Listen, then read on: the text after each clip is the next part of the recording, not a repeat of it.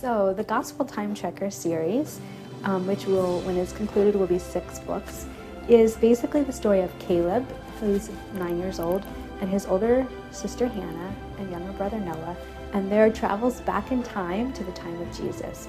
And the first book, they don't know how it happens, they have to figure it out. And then each book, they go back again and they have an adventure. They meet people who met Jesus, and they hear the stories, and then they end up back in their own time, and they kind of process what happened.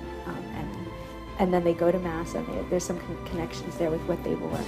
So that's kind of the basic outline of what happens in each book. I really hope kids can get something out of this as far as learning more about Jesus and wanting to know him more, because they keep meeting characters who met him and their lives were changed. So wanting to know Jesus more, understanding the Bible more, especially the cultural aspects that are different from our world now, that if you understand them, then you'll get more out of the Bible stories. And then also the connection with the liturgy, between the Bible and the liturgy. So those are the main things that I hope kids get out of this book.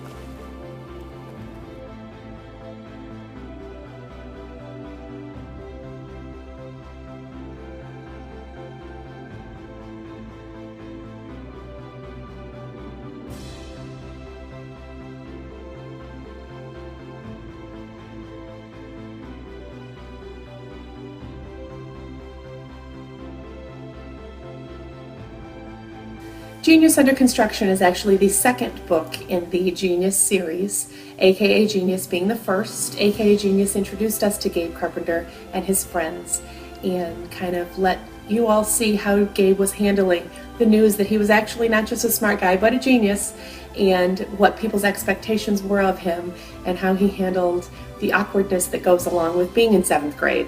Things like not being able to open his locker and having a desperate crush on his sister's best friend.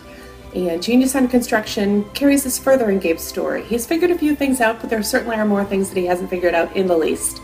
And Genius Under Construction takes us through that to see how Gabe handles 8th grade.